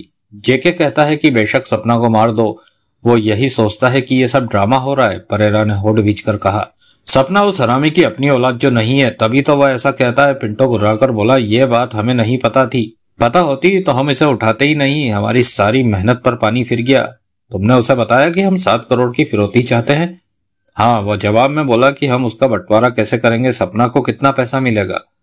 कुत्ता कहीं का, हमें जेके का अपहरण ही कर लेना चाहिए था, तब साला हमारे सामने करोड़ों का ढेर लगा देता। खामोशी सी आ ठहरी वहां। करीब 5 मिनट बाद सपना बोली, अब तुम लोग मेरा क्या करोगे? जेके तो तुम लोगों को पैसा देने से रहा। कैसे नहीं देगा वो? पिंटो ने कलप कर कहा और उसने मोबाइल निकाला। मैं उससे बात करता हूं, अब भी की अब भी। नंबर बता। सपना खामोशी से उसे देखती रही। परेरा ने उसे नंबर बताया तो पिंटो ने नंबर मिलाकर बात की। हेलो, जेके अग्रवाल बोल रहा है तू? पिंटो ने गुर्राहट भरे स्वर में कहा। हाँ, हमने सपना का अपहरण कर लिया है और तू मजाक समझ रहा है? हम उसकी जान ले लेंगे। ले लो। क्या? पिंटो के होठों से निकला। ले लो उसकी जान। तुम लोग मेरे साथ जो ड्रामा रच रहे हो वो चलने वाला नहीं है। तुम तो हरामजादे, हम सच बोल रहे हैं। पिंटो गुर्रा उठा। यह सब सपना की चाल है मुझसे पैसा हटने की, परंतु मैं उसे एक भी पैसा नहीं देने वाला। मैं यही तुझे समझाने की कोशिश कर रहा हूं कि यह सब सपना की चाल नहीं है। हमने उसका अपहरण क्या सोचकर किया कि मैं उसके बदले तुम्हें करोड़ों की दौलत दे दूंगा? वो मेरी कुछ भी नहीं लगती कि उसके बदले में मैं पैसा खराब करूं। वो तेरी माशूका की औलाद है। वो दगाबाज थी, तो उसकी बेटी को अपने घर पर रखकर उसे पाल पोस कर बड़ा क्यों किया? मेरा दिमाग खराब हो गया था, परंतु अब मैं तुम्हारी बातों में आकर और नहीं भुगतना चाहता। तो तू 7 करोड़ नहीं देगा? नहीं, हरगिज भी नहीं। 1 करोड़ कम कर ले। उधर से जेके अग्रवाल ने फोन ही बंद कर दिया। पिंटो होठ पीछे खड़ा रहा। फोन वाला हाथ नीचे कर लिया। क्या कहता है? परेरा ने उखड़े हुए स्वर में कहा। कहता है कि बेशक सपना को मार दो, वो एक पैसा भी नहीं देने वाला। परेरा फीके अंदाज में मुस्कुरा पड़ा। सपना थके से अंदाज में अपनी ही जगह बैठी हुई थी। दोनों ने सपना को देखा। सपना व्याकुल हो उठी। जेके तो तेरे पर एक पैसा भी लगाने को तैयार नहीं है, परेरा ने सपना से कहा। वो तो यह सोचता है कि तुमने ही अपना अपहरण कराया है, यानी कि उससे पैसा ऐंठने का ड्रामा कर रही हो तुम। मेरे को लेकर वो इसी तरह के विचार अपने मन में रखता है। सपना बोली, अब मेरे लिए हालात और भी ज्यादा विकट हो गए हैं। अगर मैं वापस बंगले पर गई तो वो सोचेगा कि पैसा ना मिलने की वजह से मैं वापस लौट आई हूं। शायद वो मुझे वहां से जाने को कह दे। परेरा और पिंटो की नजरें मिली। इसका क्या करें? पिंटो गंभीर स्वर में बोला। इसने हम दोनों को बहुत अच्छी तरह से देखा है। परेरा बोला, बाद में यह हम दोनों को फंसा सकती है। मैं ऐसा क्यों करूंगी? सपना एकाएक घबरा कर बोली, वैसे भी मेरे अपहरण की बात तो पुलिस को पता ही नहीं है। तुझे छोड़ा तो तू पुलिस के पास भी जा सकती है। तू जेके के सामने यह साबित करने की कोशिश कर सकती है कि सच में तेरा अपहरण हुआ था। तेरे को छोड़ना ठीक नहीं होगा, परेरा ने कहा। तू हमारे लिए कभी भी खतरा बन सकती है। ऐसा मत कहो, मैं ऐसा कुछ भी नहीं करने वाली। मैं तो अब खुद ही मुसीबत में फंस गई हूं कि जेके अब मुझे भरपूर शक की नजरों से देखेगा। मैं तुम लोगों के खिलाफ पुलिस में नहीं जाऊंगी। मैं तो तभी उन लोगों के कानों में स्पष्ट आहट पड़ी। आहट पीछे वाले कमरे से आई थी। परेरा और पिंटो ने चौंक कर एक दूसरे को देखा। उधर कोई है क्या? परेरा के हाथों में रिवॉल्वर नजर आने लगी। यूं ही कुछ गिर गया होगा। बंद कॉटेज में भला कौन आ सकता है? कहकर पिंटो उस कमरे की तरफ ही बढ़ गया। आगे बढ़ा और उसने खिड़की बंद की। पलटा की उसी पल वह ठिठक गया। दरवाजे की ओट में रिवॉल्वर थामे हुए एसीपी चंपा नेरकर खड़ा था। वह खतरनाक निगाहों से उसे ही देख रहा था और रिवॉल्वर का रुख उसी की तरफ था। चंपा नेरकर सादे कपड़ों में था। पिंटो ठगा सा खड़ा होकर उसे देखता रह गया। उसके चेहरे पर घबराहट के भाव आ गए थे। चंपा नेरकर आगे बढ़ा और उसने उसके पास पहुंचकर पिंटो की छाती पर रिवॉल्वर रख दी। पिंटो की टांगे कांपी, चेहरा फक्क पड़ गया। क्या बात है वहां? परेरा की आवाज सुनाई दी। बोल, सब ठीक है? चंपा नेरकर गुर्राया। सब ठीक है, पिंटो ने ऊंचे स्वर में कहा। उसकी खौफ भरी निगाहें चंपा नेरकर पर थी। चल, अब उसी कमरे में चल, चंपा नेरकर बेहद कठोर स्वर में बोल उठा। रिवॉल्वर उसे लगाए हुए चंपा नेरकर वहां आ पहुंचा जहां परेरा और सपना थे। परेरा ने यह नजारा देखा तो फुर्ती से जेब में रख चुके रिवॉल्वर को पुनः वापस निकालने के लिए हाथ बढ़ाया। मरना चाहता है क्या? चंपा नेरकर गुर्राया। परेरा का अपनी जेब की तरफ बढ़ता हुआ हाथ ठिठक गया। वो फौरन कुर्सी से खड़ा हो गया। हैरान था। अनजान आदमी को कॉटेज में मौजूद पाकर उसने पिंटो को देखा, जिसकी कमर से चंपा नेरकर की रिवॉल्वर लगी थी। पिंटो डरा सा दिखा। कौन हो तुम? परेरा ने आंखें सिकोड़कर पूछा। तेरे को यह पिंटो बताएगा। चंपा नेरकर अपनी जेब में हाथ डालता हुआ बोला, मैं नहीं जानता कि तुम कौन हो। सपना की कुछ समझ में नहीं आ रहा था कि यह सब क्या हो रहा है। चंपा नेरकर ने अपना हाथ जेब से निकाला, जिसमें कि आई कार्ड था। कार्ड खोलकर पिंटो के सामने किया। परेरा को बता कि मैं कौन हूं। पिंटो ने आई कार्ड देखा तो उसके पैरों तले जमीन खिसकती हुई महसूस हुई। बता। नाल का दबाव कमर में बढ़ाता हुआ चंपा नेरकर गुर्रा उठा। एसीपी चंपा नेरकर। पिंटो कार्ड पर नजरें टिकाए हुए घबरा कर कह रहा था। सामने खड़ा पुलिस वाला है। यह सुनकर परेरा का दिल जोरों से धड़क उठा। चंपा नेरकर ने कार्ड अपनी जेब में डाला और पिंटो को आगे धकेल दिया। पिंटो 4-5 कदम आगे जाकर लड़खड़ाया और ठिठक कर पलटा। चंपा नेरकर दोनों को देखकर सपना पर निगाह मारकर कह उठा, मैंने दूसरे कमरे में रहकर सब कुछ सुना। तुम लोगों की हालत तो कुत्तों जैसी हो गई है। परेरा और पिंटो की नजरें मिली। जेके अग्रवाल तुम लोगों को एक पैसा नहीं देने वाला। वो कह रहा है कि लड़की को बेशक मार दो। चंपा नेरकर मुस्कुराया। अब लड़की को छोड़ते हो तो फंसते हो, मारते हो तो भी फंसते हो। बुरी तरह से फंस गए अब तुम दोनों। तुम यहां तक कैसे पहुंच गए? परेरा ने अपनी हालत पर काबू पाते हुए पूछा। मैं हमेशा वहां ठीक वक्त पर पहुंचता हूं जहां पर कोई गड़बड़ी का अंदेशा हो। चंपा नेरकर ने व्यंग भरे स्वर में कहा और रिवॉल्वर वाला हाथ सपना की तरफ सीधा किया और इससे पहले कि कोई कुछ समझ पाता उसने गोली दाग दी। धाएं। गोली अगले ही पल सपना की छाती में जा धसी। धाएं। एक और गोली चली। वो गोली भी सपना की छाती में जा धसी। इसके साथ ही सपना वहीं सोफे पर ही लुढ़क गई। शांत हो गई थी वो। पैना सन्नाटा आ ठहरा था गोलियां चलने के बाद। परेरा और पिंटो समझ नहीं पा रहे थे कि चंद ही पल में ये क्या हो गया। फिर एकाएक परेरा ने चंपा नेरकर को देखकर घबराए हुए स्वर में कहा, ये तुमने क्या कर दिया बेवकूफ। उसी पल चंपा नेरकर ने रिवॉल्वर परेरा की तरफ उछाल दी। रिवॉल्वर तेजी से परेरा को लगने जा रही थी। अगर वो रिवॉल्वर को ना थाम लेता तो, परंतु परेरा ने हड़बड़ाकर रिवॉल्वर को थाम लिया, पकड़ लिया। ऐसा होते ही चंपा नेरकर जहरीले अंदाज में मुस्कुराया और उसने जेब से दूसरी रिवॉल्वर निकालकर हाथ में थाम ली। परेरा घबराया सा कभी हाथ में थमी रिवॉल्वर को देखता तो कभी सपना की लाश को तो कभी चंपा नेरकर को, परंतु पिंटो की आंखें सिकुड़ चुकी थी। चंपा नेरकर रिवॉल्वर थामे हुए आगे बढ़ा, सोफे के पास पहुंचा और झुककर सपना की बाहों को चेक किया। फिर सीधा खड़ा होकर दोनों को देखकर शांत स्वर में बोला, यह तो मर गई। परेरा और पिंटो की निगाहें चंपा नेरकर पर थी। पुलिस वाला होकर तुमने इसकी हत्या कर दी? मैंने नहीं। चंपा नेरकर सिर हिलाता होठ भींचे हुए कह रहा था, तुमने हत्या की। जिस रिवॉल्वर से हत्या हुई वो तो तुम्हारे हाथ में है। अभी मैं पुलिस को फोन करने जा रहा हूं। पुलिस आएगी और सपना की हत्या के इल्जाम में तुम्हें और पिंटो को पकड़ लेगी। कहानी ये बनेगी कि तुमने अपने साथी के साथ मिलकर सपना का अपहरण किया कि फिरौती ले सको, परंतु जेके अग्रवाल ने फिरौती देने से मना कर दिया। तब तुमने गुस्से में आकर सपना की हत्या ही कर दी। सीधा सा अपहरण और हत्या का मामला बनता है। तुम लोगों ने जेके अग्रवाल से फिरौती के लिए फोन पर बात की है। वो आसानी से तुम दोनों की आवाज की तस्दीक, तुमने मारा है सपना को। परेरा ने दांत भींचकर कहा, कैसे साबित करोगे? चंपा नेरकर मुस्कुराया, यह रिवॉल्वर तुम्हारी है। परेरा ने हाथ में दबी रिवॉल्वर को देखा, मेरी रिवॉल्वर तो मेरे हाथ में ही है। जो तुम्हारे पास है वो मेरी नहीं, हत्या उसी से की गई है। तुम्हारी उंगलियों के निशान उस पर हैं और यह बात पिंटो अदालत में कहेगा। चंपा नेरकर ने पिंटो को देखा, मैं परेरा के खिलाफ गवाही क्यों दूंगा?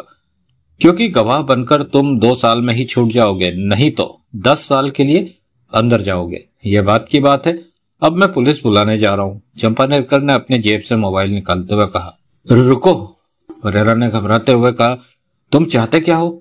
कुछ भी नहीं। तुमने अपहरण किया, हत्या की, तो मेरा फर्ज बनता है कि तुम्हें कानून के हवाले। बकवास बंद करो। सपना को तुमने मारा है। परेरा चिल्लाकर बोला, तुमने ऐसा किया क्यों? मामले को संगीन बनाने के लिए, ताकि तुम दोनों कम से कम 10 साल के लिए नप जाओ। तुम्हें हम दोनों के बारे में कैसे पता चला? सब पता है मुझे। तुम इस प्रकार हम तक कैसे आ पहुंचे, जैसे कि तुम सब कुछ जानते हो कि हम क्या कर रहे हैं, और जानते भी हो। तुमने बेवजह सपना की जान ले ली। जरूर तुम्हारे मन में कुछ चल रहा है। मेरे मन में बस इतना ही चल रहा है कि तुम दोनों को लंबे समय के लिए जेल पहुंचा दूं। कहते हुए चंपा नेरकर नंबर मिलाने लगा। परेरा के चेहरे पर खतरनाक भाव नाच उठे। उसने उसी पल रिवॉल्वर सीधी की और ट्रिगर दबा दिया। टक, रिवॉल्वर का लीवर खाली बचकर रह गया। परेरा ने हड़बड़ाकर चंपा नेरकर पर 2-3 बार गोली चलानी चाहिए। टक टक टक, लीवर बचकर रह गया। परेरा के चेहरे के रहे सहे रंग भी उड़ गए। चंपा नेरकर ने सिर उठाकर उसे देखा, फिर शांत स्वर में बोला, तुमने यह कैसे सोच लिया कि मैं भरी रिवॉल्वर मौके पर तुम्हारे हाथ में दे दूंगा? परेरा अपने आप को चारों तरफ से फंसा हुआ महसूस करने लगा। तभी 5 कदम दूर खड़ा पिंटो चंपा नेरकर पर झपट पड़ा। चंपा नेरकर सावधान था। उसने फुर्ती से अपनी टांग घुमा दी। जूता पिंटो की कमर में जाके लगा और वह लड़खड़ाकर गिरते गिरते बचा। मैं कभी भी लापरवाह नहीं होता। चंपा नेरकर सख्त स्वर में बोला। तुम दोनों उसी पल कॉटेज की कॉल बेल बज उठी। परेरा और पिंटू चिहुक कर उछल पड़े। एक दूसरे को देखा। आंखें भय से चौड़ी हो चुकी थी। चंपा नेरकर एक हाथ में रिवॉल्वर, दूसरे हाथ में फोन थामे वह दोनों को देख रहा था। पुलिस होगी? पिंटो के होठों से घबराया सा स्वर निकला। ये अभी पुलिस को बुला नहीं सका है। परेरा गुर्रा कर बोला, यह पुलिस नहीं हो सकती। रिवॉल्वर थामे हुए चंपा नेरकर दरवाजे की तरफ बढ़ता हुआ बोला, कोई चालाकी ना करना। मेरी नजरें तुम दोनों पर ही है। जरूरत पड़ी तो मैं तुम दोनों को बेहिचक शूट कर दूंगा। परेरा और पिंटो दोनों अपनी अपनी जगह पर जड़ खड़े रह गए। उन पर नजर रखे हुए चंपा नेरकर ने दरवाजा खोला। बाहर देवराज चौहान खड़ा था। चंपा नेरकर ने दरवाजा पूरा खोल दिया। भीतर खड़े हुए परेरा ने भी देवराज चौहान को देखा। मैंने देवराज चौहान भीतर झांकते हुए चंपा नेरकर से क्या उठा, 2 गोलियां चलने की आवाज सुनी थी। कौन हो तुम? मैं बगल वाली कॉटेज में ठहरा हुआ हूं, देवराज चौहान ने कहा। यह तो अच्छी बात है। मुझे ऐसे मौके पर किसी गवाह की सख्त जरूरत थी। पीछे हटता हुआ चंपा नेरकर कह उठा, तुम भीतर आओ। तुम कौन हो? देवराज चौहान ने पूछा। मैं पुलिसमैन, मैंने अभी अभी इन 2 मुजरिमों को पकड़ा है। मैं बीच पर टहल रहा था कि 2 गोलियां चलने की आवाज सुनकर पीछे की खिड़की से कॉटेज में आ गया तो मैंने देखा कि इन दोनों ने उस लड़की का अपहरण करके उसे बंधक बना रखा है और अभी अभी इन दोनों ने बताया कि फिरौती न मिलने के कारण लड़की को इन्होंने शूट कर दिया। रिवॉल्वर अभी भी इसके हाथ में ही है। इसने मुझे भी मारने की कोशिश की परंतु रिवॉल्वर में गोलियां खत्म। बकवास करता है ये, परेरा गुर्रा उठा। मैंने सपना को नहीं मारा, इसी ने सपना को शूट किया और रिवॉल्वर भी इसी ने मेरी तरफ उछाली थी जो कि मैंने पकड़ ली। खामखा में ही हमें संगीन जुर्मों में फंसाने की कोशिश कर रहा है। चंपा नेरकर ने शांत स्वर में देवराज चौहान से कहा, तुम इनकी बातों पर जरा भी ध्यान मत दो। हर मुजरिम जुर्म करके यही कहता है कि उसने जुर्म किया ही नहीं है। पुलिस इन्हें सीधा कर देगी 1 घंटे में ही। तुम इस बात के गवाह हो कि तुमने 2 गोलियां चलने की आवाज सुनी और जब इस कॉटेज में पहुंचे तो तुमने सोफे पर लड़की की लाश और इसे हाथ में रिवॉल्वर थामे देखा। इतनी गवाही ही बहुत है इन्हें फंसाने के लिए। तुम पुलिस के गवाह हो। तुम लोगों की वजह से ही पुलिस ठीक से अपना काम कर पाती है। नाम क्या है तुम्हारा? देवराज चौहान। ये बकवास कर रहा है, चुप रहो। चंपा नेरकर तमतमाया। क्यों चुप रहूं? झूठ तुम कह रहे हो। क्या तुमने इस लड़की का अपहरण नहीं किया? चंपा नेरकर बोला, किया, परंतु जेके अग्रवाल ने तुम्हें फिरौती देने से इनकार कर दिया। हाँ ये सही है, परंतु फिरौती ना मिलती देखकर तुमने लड़की को ही शूट कर दिया। ये झूठ है, परेरा चीखा। जैसे बाकी बातें सच है, यह भी एक सच है। तुमने इस गवाह के सामने सब कुछ कबूला है। मैंने हत्या नहीं कबूली। थाने पहुंचकर पुलिस कबूलवा लेगी। तुम वहां डंडे की तरह सीधे। परेरा ने देवराज चौहान को देखकर ऊंचे स्वर में कहा, मैंने लड़की को नहीं मारा है, इसने ही लड़की को मारा है और अब यह इल्जाम मुझ पर लगा रहा है। मेरा साथी ठीक कह रहा है, पिंटो बोला। देवराज चौहान ने वहां पर हर तरफ नजर मारी। तुम पुलिस के पक्के गवाह बने रहना, चंपा नेरकर बोला, बाकी हम देख लेंगे। देवराज चौहान ने चंपा नेरकर से कहा, तुम सच में पुलिस वाले हो? ये देखो। चंपा नेरकर ने अपनी जेब से अपना आई कार्ड निकाला। देवराज चौहान उसके पास पहुंचा, उसका आई कार्ड देखा। तुमने पुलिस को खबर दी यहाँ के हालातों के बारे में? बस देने ही वाला था, तभी देवराज चौहान ने फुर्ती से चंपा नेरकर के रिवॉल्वर वाले हाथ पर अपना हाथ मारा। रिवॉल्वर चंपा नेरकर के हाथों से निकलकर नीचे गिर पड़ी। चंपा नेरकर ने हड़बड़ाकर नीचे गिरी अपनी रिवॉल्वर पर झपटना चाहा कि देवराज चौहान ने ठोकर मारकर उसकी रिवॉल्वर को दूर किया और अपनी रिवॉल्वर निकालकर उसकी कमर से लगा दी। चंपा नेरकर ठिठक कर रह गया। पल में ही बाजी पलट चुकी थी। परेरा और पिंटो हक्के बक्के से ये सब देख रहे थे। ये क्या कर रहे हो तुम? चंपा नेरकर गुस्से से बोला। तुमने गलत आदमी को अपना गवाह बना लिया है, देवराज चौहान ने सख्त स्वर में कहा। क्या मतलब? मुझे देवराज चौहान कहते हैं। मैं डकैती मास्टर देवराज चौहान हूं, सुना है नाम कभी? क्या? चंपा नेरकर चौंका। तुम डकैती मास्टर देवराज चौहान हो? हाँ वो मैं ही हूं, इसीलिए मैं तुम्हारा गवाह नहीं बन सकता, देवराज चौहान ने कड़वे स्वर में कहा। परेरा और पिंटो चौके कि वो डकैती मास्टर देवराज चौहान है। तुम पुलिस कानून के काम में बाधा डाल रहे हो। चंपा नेरकर कसमसाकर क्या उठा। बाधा डालना ही मेरा काम है, देवराज चौहान ने कहा और रिवॉल्वर के नाल की चोट उसके सिर पर मारी। चंपा नेरकर तड़प उठा। उसी पल पुनः एक दूसरी चोट उसके सिर पर पड़ी। चंपा नेरकर के घुटने मुड़ते चले गए और वो भर भराकर नीचे लुढ़क गया। परेरा और पिंटो हक्के बक्के से यह सब देखे जा रहे थे। देवराज चौहान ने परेरा को देखकर कहा, इसे चेक करो कि ये सच में ही बेहोश है या बेहोशी का नाटक कर रहा है। परेरा लड़खड़ाती हुई टांगों से आगे बढ़ा, पास आया और उसने चंपा नेरकर को चेक किया। यह बेहोश है, परेरा बोला। देवराज चौहान मुस्कुराया और उसने रिवॉल्वर जेब में रख ली। अब तुम दोनों ही आजाद हो और खिसक जाओ यहां से, देवराज चौहान बोला। परेरा और पिंटो की निगाहें देवराज चौहान पर टिकी थी। उनके चेहरों पर राहत भरे भाव आ गए थे। हमारा यकीन करो, हमने इसको नहीं मारा, पिंटो बोला। इसी ने ही मारा था और हम पर किसी ने भी मारा हो मुझे क्या, वैसे मैं इस मामले में ना ही पड़ता, परंतु ये मुझे गवाह बनाने जा रहा। तुम वास्तव में देवराज चौहान हो, वो डकैती मास्टर? परेरा ने कहा। हाँ, देवराज चौहान मुस्कुराया। तुम तो हमारे लिए भगवान बनकर आए हो, पिंटो बोला। हमें बचा लिया। ऐसे मौकों पर मैं कभी भी पुलिस की सहायता नहीं करता। शुक्रिया दोस्त, परेरा ने एक गहरी सांस लेकर कहा। शुक्रिया की कोई जरूरत नहीं, तुरंत निकल जाओ यहाँ से। अपहरण की योजना तुम में से किसकी थी? इसकी। पिंटो ने परेरा की ओर इशारा किया। फिरौती नहीं मिल रही थी? देवराज चौहान ने पूछा। नहीं, हमने इस लड़की को जिसकी बेटी समझा था, ये उसकी लड़की ही नहीं थी। गलती से हम ये। कितनी फिरौती मांगी थी? 7 करोड़। कहाँ रहते हो तुम? देवराज चौहान के इस सवाल पर परेरा हिचकिचाया। अगर मेरे पास तुम्हारे लायक कुछ काम हुआ तो मैं तुमसे संपर्क करूंगा, देवराज चौहान ने कहा। परेरा ने अपनी प्रॉपर्टी वाली दुकान का पता बता दिया। उसके बाद तीनों एक साथ ही कॉटेज से बाहर निकले। कॉटेज का दरवाजा खुला रह गया। भीतर रोशनी जल रही थी। इन हालातों में मेरा बराबर की कॉटेज में रहना अब ठीक नहीं है। मुझे भी यहां से रवाना होना होगा। तुम्हारे पास कार है?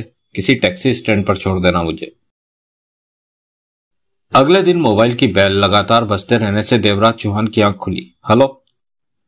देवराज चौहान ने कॉल रिसीव की, आंखें बंद ही थी। मेरा सिर अभी तक दर्द कर रहा है। चंपा नेरकर की आवाज कानों में पड़ी। रात तुमने 2 बार मेरे सिर पर जोरों का वार किया। तुम्हें बेहोश जो करना था वो तो पहले से ही तय था। मैं गिरकर बेहोश हो जाता। इतनी जोर से चोट मारने की क्या जरूरत थी? 1 करोड़ कमाने के लिए तो यह सस्ता सौदा है। यह बात गलत की तुमने। चंपा नेरकर का शिकायत से भरा स्वर उसकी कानों में पड़ा। आधे से ज्यादा काम तुमने कर दिया है। अब सिर्फ कन्हैया लखानी बचा है। वो देखो क्या कर रहा है। उसके बाद करोड़ तेरा और हमारे रास्ते अलग अलग। ये काम भी जल्दी से पूरा कर दो, देवराज चौहान ने कहा और फोन बंद कर दिया। शाम के 4 बज रहे थे। परेरा ने लंच के बाद आकर ही प्रॉपर्टी वाला ऑफिस खोला था। इस वक्त परेरा में उत्साह नाम की कोई चीज नजर न आ रही थी। चेहरा मुरझाया हुआ था। कल का बीता दिन उसके लिए बहुत बुरा था। फिरौती नहीं मिल रही थी तो कोई बात नहीं थी। दौलत कमाने का वो कोई दूसरा रास्ता देख लेता। परंतु चंपा नेरकर नाम के पुलिस वाले ने वहां पहुंचकर सपना को शूट कर दिया था। यह गंभीर बात हो गई थी। एसीपी चंपा नेरकर ने तो उसे फंसा देना था, परंतु भला हो डकैती मास्टर देवराज चौहान का, जिसने ठीक मौके पर आकर उसे और पिंटो को बचा लिया था। वो बीती रात बुरी तरह फंसते फंसते बचे थे। सपना का चेहरा उसकी आंखों के सामने ही घूम रहा था कि उसे खामखा ही अपनी जान गंवानी पड़ी। परेरा को तो इस बात की ज्यादा चिंता थी कि चंपा नेरकर उसे कहीं ढूंढ ना निकाले। पहली बार ही वो अपने किसी काम में इस बुरी तरह से असफल हुआ था। तभी उसने ऑफिस का काले शीशे वाला दरवाजा खोलकर किसी को भीतर आते हुए देखा। आने वाले के चेहरे पर जब निगाह पड़ी तो वह थमक कर रह गया। तुम? उसके होठों से निकला। आने वाला देवराज चौहान था। आगे बढ़कर वो कुर्सी पर बैठा और बोला, मुझे उम्मीद नहीं थी कि हम इतनी जल्दी मिलेंगे, परंतु एक काम नजर में आ गया है। परेरा ने जल्दी से अपने को संभाला। मेरे साथ काम करना पसंद करोगे? तुम्हारे साथ कौन काम नहीं करना चाहेगा? परेरा के शरीर में उत्साह का संचार होने लगा। काम से पहले मैं तुम्हारा टेस्ट लूंगा ताकि ये जान सको कि तुम काम के लायक हो भी या नहीं। लायक हूं मैं? जरूर होंगे, परंतु मैं तुम्हारा टेस्ट अवश्य लूंगा। वो कैसे? वो टेस्ट भी काम के रूप में ही होंगे। उन टेस्टों से ही तुम करोड़ों रुपया कमा लोगे। उसके बाद अगर तुम मुझे ठीक लगे तो ठीक, नहीं तो अपने हिस्से का करोड़ों रुपया लेकर अपने रास्ते पर चले जाना। करोड़ों रुपया?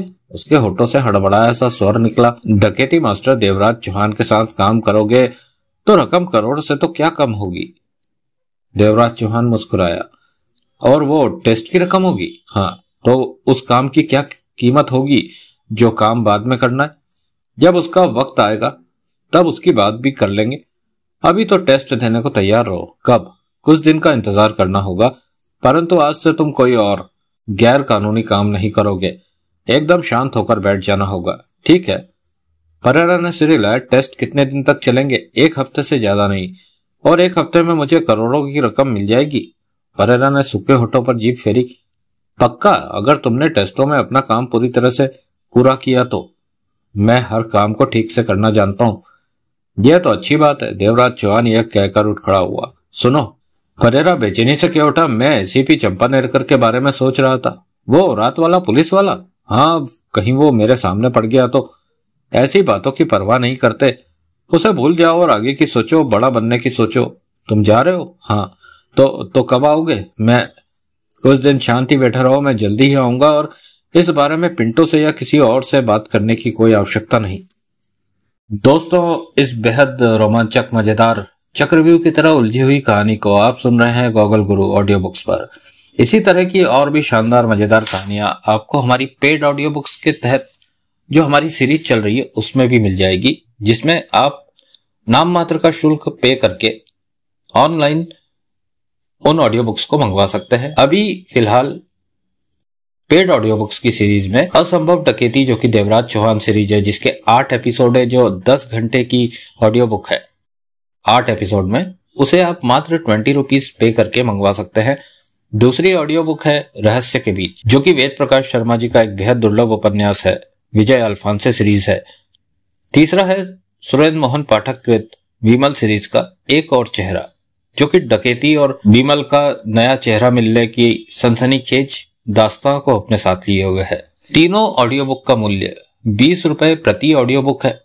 आप सुनना चाहें तो इसे हमारे व्हाट्सएप नंबर 9981046977 पर हमें ऑनलाइन पे करके, पेटीएम या फिर फोन पे के द्वारा पे करके उसकी रिसिप्ट हमें भेज सकते हैं। रिटर्न में हम आपको आपकी चॉइस की हुई ऑडियो बुक, आप चाहे तो एक, आप चाहे तो तीनों ऑडियो बुक आपको भेज देंगे। पर प्रत्येक का मूल्य 20 रुपए है। जैसे मान लीजिए कि आप तीनों ऑडियो बुक ऑर्डर करते हैं तो आपको 60 रुपीज पे करना होंगे, तो तीनों ऑडियो बुक के जितने भी एपिसोड होंगे उनकी लिंक आपको भेज दी जाएगी। धन्यवाद।